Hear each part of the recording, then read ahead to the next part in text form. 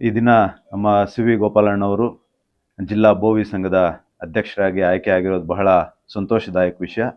ಈ ನಿಟ್ಟಿನಲ್ಲಿ ಅವ್ರಿಗೆ ಮನಃಪೂರ್ವಕ ಅಭಿನಂದನೆಗಳನ್ನು ಸಲ್ಲಿಸಲಿಕ್ಕೆ ನಾವು ಈಗಾಗಲೇ ನಮ್ಮ ಜಿಲ್ಲಾ ಕಾಂಗ್ರೆಸ್ನ ಪ್ರಚಾರ ಸಮಿತಿ ಅಧ್ಯಕ್ಷರಾದ ರಮೇಶ್ ಅಣ್ಣವರು ಮತ್ತು ನಮ್ಮ VSSN ಅಧ್ಯಕ್ಷರು ಮತ್ತು TFSMS ನಿರ್ದೇಶಕರಾದಂಥ ದರ್ರಸಂದ್ರ ರಾಜೂರವರು, ನಮ್ಮ ತ್ಯಾಗಣ್ಣವರು, ರೈತ ಸಂಘದ ಮಂಜುನಾಥ್ರವರು ಮತ್ತು ನಮ್ಮ ಸತ್ಯಣ್ಣವರು ಆಗಮಿಸಿ ಅವ್ರಿಗೆ ಶುಭವನ್ನು ಕೋರ್ತಾ ಇದ್ದೇವೆ.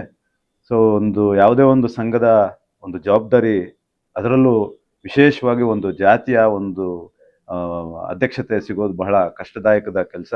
ಯಾಕಂದರೆ ಇಡೀ ಜಿಲ್ಲೆಯ ಎಲ್ಲ ತಾಲೂಕಿನ ಅಧ್ಯಕ್ಷರುಗಳು, ಇಡೀ ಜಿಲ್ಲೆಯ ಸುಮಾರು 1 ಲಕ್ಷ 1.5 ಲಕ್ಷಕ್ಕೆ ಅದಕ್ಕಿಂತ ಹೆಚ್ಚು ಇರ್ತಕ್ಕಂಥ ಒಂದು ಜನಾಂಗದ ಜಿಲ್ಲೆಯ ಅಧ್ಯಕ್ಷರಾಗೋದು ಅದು ಒಂದು ಗೌರವದ ಕೆಲಸ.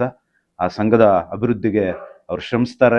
ಇನ್ನೂ ಹೆಚ್ಚಾಗಿ ಆ ಒಂದು ವರ್ಗಕ್ಕೆ ಏನು ಸಾಮಾಜಿಕ ನ್ಯಾಯ ಲಭಿಸೋದು ಇನ್ನೂ ಏನಿದೆ ಅದಕ್ಕೆ ಶ್ರಮಿಸಿ ಆ ಒಂದು ಬೋವಿಯ ಜನಾಂಗದ ಸರ್ವತೋಮುಖದ ಅಭಿವೃದ್ಧಿಗೆ ಅವರು ತೊಡಗಿಸ್ಕೊಳ್ಬೇಕು ಅಂತೇಳಿ ಭಗವಂತನಲ್ಲಿ ಪ್ರಾರ್ಥನೆ ಮಾಡ್ತಾ, ಈ ಒಂದು ಅವಕಾಶವನ್ನು ಅವರು ಸದುಪಯೋಗ ಪಡಿಸ್ಕೊಂಡು ಆ ಜನಾಂಗದ ಏಳಿಗೆಗಾಗಿ ದುಡಿಯೋದ್ರಲ್ಲಿ ಯಾವುದೇ ಎರಡು ಮಾತಿರೋದಿಲ್ಲ.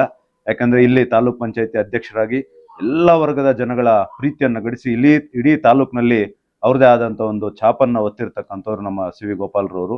ಸೊ ಯಾವುದೇ ಒಂದು ವರ್ಗದವ್ರು ಕಷ್ಟದಲ್ಲಿ ಬಂದಾಗ, ಅವ್ರು ಯಾವುದೇ ರೀತಿ ಸಹಾಯಕ್ಕೆ ಬಂದಾಗ ಅದನ್ನು ನನ್ನ ಕೆಲಸ ಅಂತೇಳಿ ನಿಂತ್ಕೊಂಡು ಅದು ಯಾವುದೇ ರೀತಿಯಲ್ಲಿದ್ದರೂ ಸಹ ಅದನ್ನು ಬಗೆಹರಿಸಿ ಅನೇಕ ಸಮಾಜಮುಖಿ ಕಾರ್ಯಗಳಲ್ಲಿ ತೊಡ್ಕೊಂಡಿದ್ದಾರೆ. ಆ ಭಗವಂತ ಅವ್ರಿಗೆ ಇನ್ನೂ ಹೆಚ್ಚಿನ ಆರೋಗ್ಯವನ್ನು ಕೊಟ್ಟು ಈ ಒಂದು ಸಂಘದ ಏಳಿಗೆಗಾಗಿ ಹೆಚ್ಚಾಗಿ ಶ್ರಮಿಸಿ ನಮ್ಮ ಏನು ಬೋವಿ ಜನಾಂಗದ ಜಿಲ್ಲೆಯ ಎಲ್ಲ ಸರ್ವತೋಮುಖ ಅಭಿವೃದ್ಧಿಗೆ ಅವರು ಶ್ರಮಿಸಲಿ ಅಂತೇಳಿ ಭಗವಂತನ ಪ್ರಾರ್ಥನೆ ಮಾಡ್ತಾ, ಮತ್ತೊಮ್ಮೆ ಅವ್ರಿಗೆ ತಾಲೂಕಿನ ಜನತೆಯ ಪರವಾಗಿ ಮತ್ತು ಎಲ್ಲ ಜನಾಂಗದ ಪರವಾಗಿ ಮತ್ತು ವಿಶೇಷವಾಗಿ ಕಾಂಗ್ರೆಸ್ ಪಕ್ಷದ ಪರವಾಗಿ ನಾನು ಅವ್ರಿಗೆ ಅಭಿನಂದನೆಗಳನ್ನು ಸಲ್ಲಿಸ್ತೇನೆ. ಜೈ ಹಿಂದ್, ಜೈ ಕಾಂಗ್ರೆಸ್.